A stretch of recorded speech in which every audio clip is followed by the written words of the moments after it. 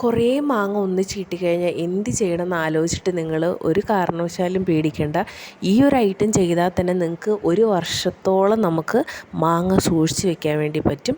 അപ്പോൾ അതെങ്ങനെയാണെന്നൊക്കെയാണ് ഞാൻ ഈ വീഡിയോയിൽ പറയുന്നത്. എല്ലാവരും സ്കിപ്പ് ചെയ്യാതെ കാണണം. അതുപോലെ തന്നെ സബ്സ്ക്രൈബ് ചെയ്യാത്തവരുണ്ടെങ്കിൽ ഒന്ന് സബ്സ്ക്രൈബും കൂടെ ചെയ്യണേ.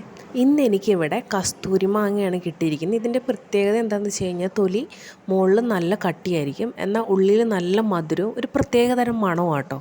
അപ്പോൾ ഈ മാങ്ങയാണ് ഞാൻ ഇന്നത്തെ ഈ ഒരു പ്രത്യേക ഡിഷ് ഉണ്ടാക്കാൻ വേണ്ടിയിട്ട് ഉപയോഗിക്കുന്നത്. മാങ്ങാക്കാലം കഴിഞ്ഞ് കഴിഞ്ഞാൽ പിന്നെ നമുക്ക് ഇതിനെപ്പറ്റി ആലോചിച്ചിട്ട് കാര്യമില്ല. ഇപ്പം മാത്രം നമുക്കിത് ചെയ്യാൻ വേണ്ടി പറ്റുള്ളൂ. അപ്പോൾ നിങ്ങളെല്ലാവരും ചെയ്ത് നോക്കുക. നമുക്ക് എത്ര മാങ്ങ വേണമെങ്കിലും ഇങ്ങനെ ഉണ്ടാക്കി വെക്കാം കേട്ടോ. നമുക്ക് എന്തോരം നാളത്തേക്ക് വേണമെങ്കിലും ഇത് സൂക്ഷിക്കാനും വേണ്ടി പറ്റും. ഫ്രീസറിൽ സ്പേസ് ഉണ്ടാവണമെന്ന് മാത്രമേ ഉള്ളൂ. അപ്പോൾ ഞാനിങ്ങനെ ചെറിയ കഷ്ണങ്ങളായി അരിഞ്ഞിരിക്കുന്ന മാങ്ങ മിക്സിയുടെ ജാറിലേക്ക് ഇട്ട് കൊടുക്കുന്നു. കുറച്ചായിട്ട് നമ്മൾ അടിച്ചെടുത്താൽ മതി. എന്നാൽ തീരെ വെള്ളം ചേർക്കാനും പാടില്ല. ഒരു തരി വെള്ളം പോലും ചേർക്കാതെയാണ് ഞാനിത് അടിച്ചെടുക്കുന്നത്. വെള്ളം ഒഴിച്ച് കഴിഞ്ഞ് കഴിഞ്ഞാൽ നമ്മൾ അത്രയും വറ്റാൻ വേണ്ടി വെയിറ്റ് ചെയ്യേണ്ടി വരും. ഓൾറെഡി മാങ്ങയിൽ വെള്ളം ഉണ്ടാവും. അപ്പോൾ ഈ വെള്ളം ഫുള്ള് വറ്റി നമുക്ക് കിട്ടണം. പ്രിസർവേറ്റീവായിട്ട് ഞാൻ ഉപയോഗിക്കുന്നത് ലെമൺ ജ്യൂസും അതുപോലെ തന്നെ പഞ്ചസാരയും മാത്രമാണ്. വേറെ ഒരു പ്രിസർവേറ്റീവും നമ്മൾ ഉപയോഗിക്കുന്നില്ല. ഒരു പാൻ ചൂടായതിന് ശേഷം നമ്മൾ അടിച്ചു വെച്ചിരിക്കുന്ന മാംഗോ ജ്യൂസ് ഇതിനകത്തേക്ക് ഒഴിച്ചു കൊടുക്കുക. ഇവിടെ ഒരു തരി വെള്ളം പോലും ചേർക്കാത്തത് കൊണ്ട് നമുക്ക് ഈ കൺസിസ്റ്റൻസിയിലായിരിക്കും ഉണ്ടാവുക. ഇത് വറ്റി വരുന്തോറും ഇതിൻ്റെ വെള്ളം ഫുള്ള് വറ്റി തരുന്തോറും എമൗണ്ടും കുറഞ്ഞു വരുന്നത് കാണാൻ വേണ്ടി പറ്റും. ഈ മാങ്ങയ്ക്ക് നല്ലൊരു മണം ഉണ്ട്, കസ്തൂരി മാങ്ങയ്ക്ക്. അതുകൂടാതെ ഞാനിവിടെ ഏലക്കായും കൂടി ഇടുന്നുണ്ട്. പിന്നെ നമ്മൾ പ്രിസർവേറ്റീവായിട്ട് 2 ടേബിൾ സ്പൂൺ പഞ്ചസാര ഞാനിവിടെ ഉപയോഗിക്കുന്നുണ്ട്. അത് മാങ്ങയുടെ എമൗണ്ട് അനുസരിച്ച് നമുക്ക് പഞ്ചസാര ആഡ് ചെയ്യാം.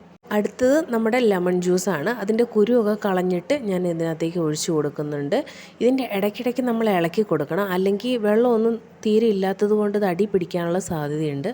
ഇത് നന്നായിട്ട് ചൂടാവും തോറും ഇത്രയും കട്ടി ഉണ്ടാവില്ല. കണ്ടല്ലോ, കുറച്ചും കൂടെ നേരത്തേക്കാളും കുറച്ചും കൂടെ ലൂസായിട്ടുണ്ട് മാംഗോ ജ്യൂസ്.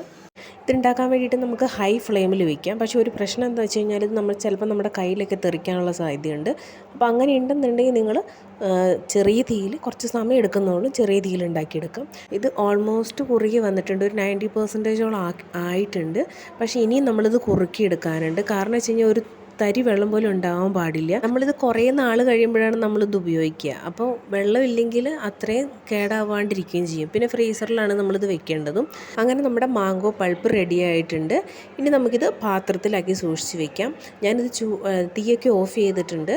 ഇത് നന്നായിട്ട് ചൂടാറിയതിന് ശേഷം നമുക്കൊരു വേറെ പാത്രത്തിലേക്ക് മാറ്റാം. അത് നമുക്ക് ഫ്രീസറിലേക്ക് വെക്കാൻ പറ്റുന്ന പാത്രത്തിൽ വേണം വെക്കാൻ വേണ്ടിയിട്ട്. നമുക്ക് ചില്ലിൻ്റെ പാത്രം ഉപയോഗിക്കാം, പ്ലാസ്റ്റിക്കിൻ്റെ ഉപയോഗിക്കാം. ഞാനിവിടെ പ്ലാസ്റ്റിക്കിൻ്റെ പാത്രമാണ് ഉപയോഗിക്കുന്നത്. ഇനി നമ്മൾ മാങ്ങാക്കല കഴിയുമ്പോൾ ജ്യൂസ് അടിക്കുമ്പോൾ ഇതുപോലെ 1.5 ടേബിൾ സ്പൂൺ പൾപ്പ് എടുക്കുക. പിന്നെ ആവശ്യത്തിന് പഞ്ചസാരയും വെള്ളവും ചേർത്തിട്ട് നന്നായിട്ട് അടിക്കുക. അപ്പോൾ നമ്മൾ എങ്ങനെയാണോ മാംഗോ ജ്യൂസ് കഴിക്കുന്നത് അതേ ഫീലോടുകൂടി നമുക്ക് മാംഗോ ജ്യൂസ് കഴിക്കാം.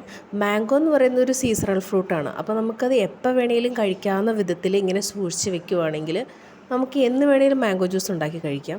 നമ്മൾ വേറെ ഒരു എക്സ്ട്രാ പ്രിസർവേറ്റീവ്സ് യൂസ് ചെയ്യുന്നില്ല. ആകെ പഞ്ചസാരയും ലെമണും മാത്രമാണ് നമ്മൾ ഇതിന് വേണ്ടിയിട്ട് ഉപയോഗിക്കുന്നത്.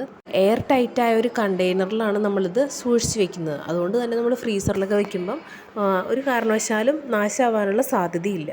അപ്പോൾ നിങ്ങളെല്ലാവരും ഉണ്ടാക്കി നോക്കുക. നിങ്ങൾക്ക് വീഡിയോ ഇഷ്ടമായെങ്കിൽ നിങ്ങൾ സബ്സ്ക്രൈബ് ചെയ്യണം, ലൈക്ക് ചെയ്യാനും ഷെയർ ചെയ്യാനും മറക്കരുതേ. താങ്ക്